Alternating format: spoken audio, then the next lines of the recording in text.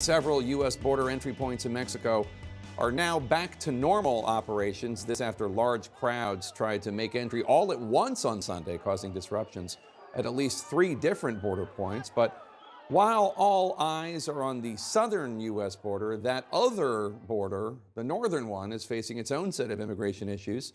CNN's Polo Sandoval visited one country road in a northern border town that's creating tensions between the United States and Canada. On a lonely, frozen stretch of upstate New York, a dead end. This is where the U.S. and Canada meet at a makeshift unauthorized crossing known as Roxham Road. Anyone who treks across the border here into Quebec is told by Canadian authorities they will be immediately arrested. I have to advise you it's illegal to enter Canada here. Right now you're under arrest for crossing the border of Canada. It's illegal to enter Canada here. If you do so, you will be placed under arrest by the police. But every day, a seemingly endless stream of asylum seekers intent on trying to find safe haven in yet another country cross the line anyway. Come right in there. I'll take your bag. Warnings are everywhere on this road in Champlain, New York. They don't deter the stream of people, many of whom have cobbled together a way to get to Manhattan, then take a bus to a town 28 miles south of here, and then pay a driver to drop them off at this tiny corridor. They're unaware of what lies ahead and the cold they'll face along the way. God bless you. Okay, let me see about a jacket. Some community members trying to help, providing them with warm clothes that they'll need. It's okay, it's okay. People from all over the world are crossing Roxham at historic rates. We met a family from Nigeria, a man from Russia. No money, no money. Thank you, thank you, thank you.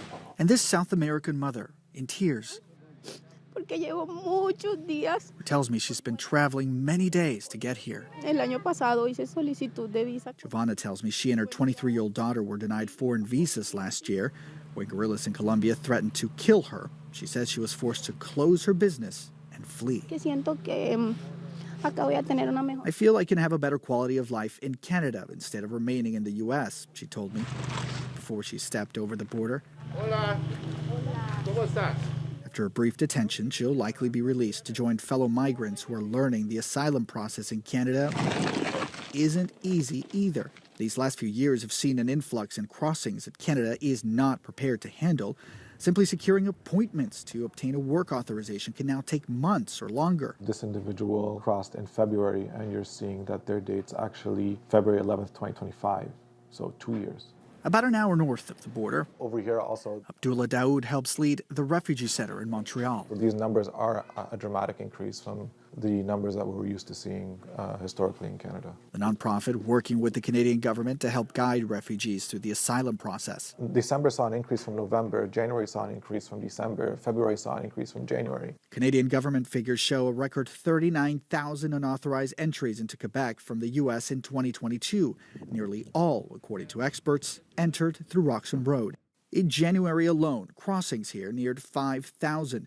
Compare that to just more than 2,300 a year before.